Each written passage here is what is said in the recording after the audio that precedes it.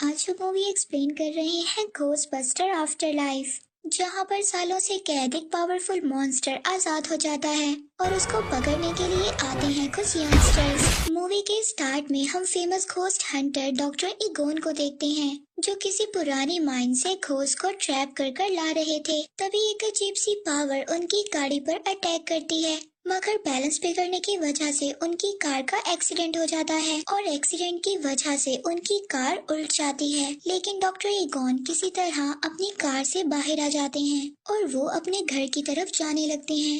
लेकिन रास्ते में डॉक्टर इगोन ने कई ज्यादा ट्रैप्स को लगाया हुआ था। अब डॉक्टर इगोन घोस्ट पकड़ने वाली मशीन को चला देते हैं, मगर घोस्ट पकड़ने वाली मशीन अचानक खराब हो जाती है। लेकिन डॉक्टर इगोन के पास एक और मशीन मौजूद होती है। वो मशीन आसपास भूतों की मौजूदगी के बारे में बताती थी। तभी वहाँ पर धुएं में से एक अजीब सा घोस्ट सामने आता है और वो घोस्ट पावर डॉक्टर इगोन को मारकर दोबारा माइंस में चली जाती है। इसके बाद सीन शिफ्ट होता है शिकागो की तरफ, जहाँ पर हम डॉक्टर इगोन की बेटी कैली को देखते हैं, जो अपने दो बच्चों ट्रेवर और फीबी के साथ रहती थी। तभी दरवाजे पर मकान मालिक आता है और वो कैली से घर का रेंट मांगता है। कैली उस मकान मालिक को कहती है कि कुछ दिन पहले ही उसके फादर की डेथ हुई है और उनके माली हालात बहुत ज्यादा खराब हैं। लेकिन मालिक मकान कैली की एक बात को भी नहीं सुनता और वो उन लोगों को घर से निकल जाने का कहता है। इसके बाद कैली अपने दोनों बच्चों को लेकर अपने फादर के घर चली जाती है, जहाँ पर प्रेजेंट ही में उसके फादर की डेथ हुई थी। कैली अब ये सब अपने बच्चों को बताती है। फीबी और ट्रेवर घर के इर्द गिर्द अजीब चीजों को देखकर काफी ज्यादा हैरान होते हैं। कैली अब उस घर के दरवाजे पर पहुंचती है, लेकिन कैली के पास कीज नहीं थी। अब कैली फीबी को दरवाजा खोलने के लिए कहती है। फीबी इन सब कामों में बहुत ज्यादा माहिर थी। फीबी आसानी से दरवाजा खोल लेती है। अब वो तीनों घर के अंदर आ जाते हैं। वो तीनों घर की चीजों को देख ही रहे होते हैं, तभी घर हिलने लगता है और वहाँ पर एक अर्थक्वेक आ जाता है। तभी वो तीनों एक टेबल के नीचे जाकर छुप जाते हैं। कैली अपने बच्चों से कहती है कि अब उन्हें इन अजीब चीजों के साथ रहने की आदत डालनी होगी, क्योंकि उन लोगों के पास अब कोई दूसरा घर नहीं है। तभी फीबी चेयर के नीचे देखती है कि वही घोस्ट का पता लगाने वाली मशीन थी।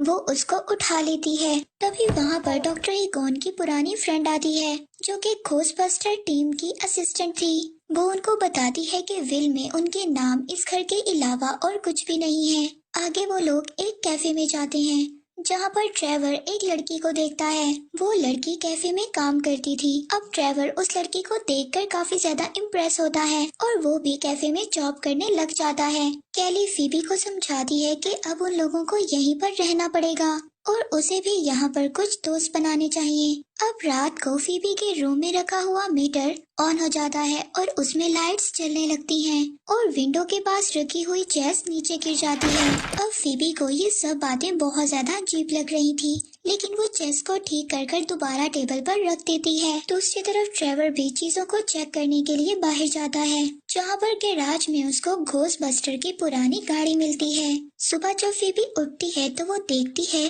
कि चेस की गोटी एक खुद ब खुद आगे आई हुई थी। अब फीबी को इस बात का एहसास होता है कि उनके अलावा इस घर में और भी कोई मौजूद है। फीबी चेस में अपनी चाल चल कर वहाँ से चली जाती है।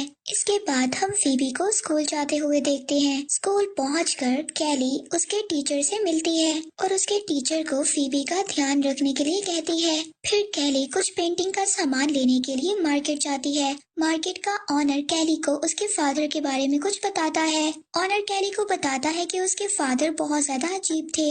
वो अपने फार्म हाउस पर कुछ न कुछ एक्सपेरिमेंट करते रहते थे। उधर दूसरी तरफ फीबी की फ्रेंडशिप एक लड़के से होती है, जिसको सुपरनेचुरल चीजों को रिकॉर्ड करने का बहुत शौक था। तभी वहाँ पर एक बार फिर अर्थक्वेक आता है, लेकिन फीबी देखती है कि वहाँ पर किसी को भी कोई असर नहीं होता। फीबी के टीचर उसको बताते हैं कि ऐसे अर्थक्वेक यहाँ पर आते रहते हैं और वो भी इन पर काफी ज्यादा रिसर्च कर रहे हैं। स्कूल के बाद फीबी का फ्रेंड उसको एक जगह पर जाने के लिए कहता है। फीबी का फ्रेंड उसको बताता है कि वो जगह बहुत ही ज्यादा अमेजिंग है। फीबी का दोस्त उसको पुरानी माइंस में लेकर आ जाता है। वो फीबी को बताता है कि पहले यहाँ पर बहुत से लोग काम करते थे और फिर आहिस्ता आहिस्ता वो लोग गायब होना शुरू हो गए। इसके बाद फीबी घर आ जाती है वो खड़ा कर देखती है कि चेस खुद ब खुद चल रही है और ये बात वो समझ आती है कि यहाँ पर कुछ ना कुछ गलत है। और तभी वहाँ पर रखा हुआ मीटर ऑन हो जाता है और उसमें लाइट्स जलने लगती हैं। वो मीटर फीबी को उसके ग्रैंडपा की चेयर तक ले आता है। फीबी उस मीटर को फॉलो करते हुए एक जगह पर पहुँचती है। उसको वहाँ पर एक अंडरग्राउंड दरवाजा मिलता है। हम देखते हैं कि फीबी अगले दिन डॉक्टर ईगॉन की ट्रैप मशीन को स्कूल ले जाती है। फीबी के टीचर उसको देखकर बताते हैं कि ये असली खोज ट्रैप मशीन है और इन सब के बारे में उसके टीचर फीबी से पूछते हैं। फीबी अपने टीचर को बताती है कि ये सब चीजें उनके ग्रैंडपा की हैं। फीबी के टीचर उनको एक वीडियो दिखाते हैं और बताते हैं कि आज से 20 साल पहले खोज बस्टर की एक टीम हुआ करती थी और ये मशीन उन्हीं घोस्ट बस्टर्स की है। फीबी को यहाँ पर पता चलता है कि उसके ग्रैंडपा एक घोस्ट बस्टर थे। अब वो लोग उस मशीन को खोलने की कोशिश करते हैं और तभी वो मशीन खुल जाती है और उसमें से एक बहुत बड़ा घोस्ट सामने आ जाता है और वो घोस्ट निकलकर उसी माइन में चला जाता है। इसके बाद फीबी के टीचर पुरानी चीजों पर रिसर्च करने के लिए फीबी के साथ उसके घर आ जाते हैं। वहाँ पर फीबी के फ्रेंड को एक विसल मिलती है तो उनके टीचर उनको बताते हैं कि ये एक डेथ विसल है जिसे बचाकर बुरे घोस्ट को वापस भेजा जाता है। वो डॉक्टर ईगॉन की बुक में उसी घोस्ट को भी देखते हैं जो ट्रैप से निकला था। आगे हम ट्रेवर और उसी वेटर लड़की को देखते हैं जो सब अपने फ्रेंड्स के साथ घूमने माइंस में जा रहे थे और जब वहाँ पर वो लोग पहुँच जाते हैं तो कुछ घोस्ट वहाँ पर उन पर अटैक कर देते हैं जिससे वहाँ पर जमीन काफी ज्यादा हिलने लगती है और वो सब लोग डर कर वहाँ से भाग जाते हैं। दूसरी तरफ फीबी मीटर को फॉलो करते हुए डॉक्टर ईगॉन की लैब तक पहुँच जाती है। वहाँ पर फीबी डॉक्टर ईगॉन की और भी मशीनों को देखती है और फीबी उन मशीनों को समझने लगती है क्योंकि फीबी इन सब चीजों में बहुत ज्यादा माहिर थी। अब फीबी अपने ग्रैंडपा यानी कि डॉक्टर ईगॉन के बारे में और भी ज्यादा इंफॉर्मेशन लेने की कोशिश करती है। अब फीबी उस घोस्ट को पकड़ने की तैयारी करती है जिसको गलती से उसने ट्रैप से आजाद कर दिया था। फीबी कुछ मशीनों की हेल्प से और अपने फ्रेंड की हेल्प से उस घोस्ट को पकड़ने की कोशिश करती है जबकि वो घोस्ट जो लोहा खाता था वो उससे परेशान होकर सिटी की तरफ निकल जाता है। दूसरी तरफ हम ट्रेवर को देखते हैं जिसने बहुत ज्यादा दिनों की मेहनत के बाद अपने ग्रैंडपा यानी कि डॉक्टर ईगॉन की गाड़ी को ठीक कर लिया था और वो उनकी गाड़ी लेकर ड्राइव पर निकल जाता है। रास्ते में उसको फीबी और उसका दोस्त मिलते हैं। अब वो उसको सारी बात समझाते हैं। अब फीबी जब डॉक्टर ईगॉन की गाड़ी में बैठती है तो उसको वहाँ पर और भी ज्यादा गैजेट्स मिलते हैं। अब वो तीनों सिटी में निकल जाते हैं घोस्ट को पकड़ने के लिए। अब वो तीनों उस घोस्ट को पकड़ने में कामयाब हो जाते हैं जो घोस्ट लोहा खाता था। लेकिन उसको पकड़ने के दौरान उन तीनों ने सिटी की हालत को बहुत ज्यादा खराब कर दिया था जिसकी वजह से पुलिस उन तीनों को पकड़कर ले जाती है। अब फीबी अपनी मॉम को कॉल करने की बजाय अपने ग्रैंडपा यानी कि डॉक्टर ईगॉन के फ्रेंड को कॉल कर देती है। वो डॉक्टर ईगॉन के दोस्त को उनकी मौत के बारे में भी बताती है। डॉक्टर ईगॉन के दोस्त फीबी को बताते हैं डॉक्टर ईगॉन की डेथ तभी हो गई थी जब घोस्ट बस्टर टीम अलग हुई थी। लेकिन तभी टाइम खत्म हो जाता है और पुलिस वाले फीबी से फोन ले लेते हैं और तभी वहाँ पर कैली और फीबी के टीचर आ जाते हैं उन सबको छुड़वाने के लिए। लेकिन पुलिस डॉक्टर ईगॉन के सामान और गाड़ी को अपने पास ही रख लेती है। नेक्स्ट सीन में फीबी अपनी मॉम से पूछती है कि उन्होंने उसके ग्रैंडपा यानी कि डॉक्टर ईगॉन के बारे में सच क्यों नहीं बताया। कैली फीबी को बताती है कि उसके फादर इन कामों में आकर अपनी जिम्मेदारियों से भागना चाहते थे और ये सब बताने का कोई भी फायदा नहीं था। दूसरी तरफ फीबी के टीचर को छोटे छोटे घोस्ट नजर आते हैं जो कि मार्शमैलो से बने हुए थे। तभी वहाँ पर वो एक बहुत बड़ा मॉन्स्टर भी देखता है जो घोस्ट उन लोगों ने ट्रैप मशीन से आजाद कर दिया था। फीबी के टीचर उस घोस्ट मॉन्स्टर से भागने की बहुत ज्यादा कोशिश करते हैं लेकिन वो मॉन्स्टर उनकी गाड़ी के ऊपर आ जाता है। नेक्स्ट सीन में हम देखते हैं कि फीबी, ट्रेवर और उनके फ्रेंड्स माइन जाने का फैसला करते हैं। वो वहाँ जाकर इंफॉर्मेशन इकट्ठा करने लगते हैं। तभी वहाँ पर उनको एक ताबूत में एक बूढ़े आदमी की डेड बॉडी दिखाई देती है। तभी वो देखते हैं कि उस शर्डर माइंस की दीवारों पर कोई ना कोई तारीख लिखी हुई थी जिस दिन कोई ना कोई तबाही आई थी।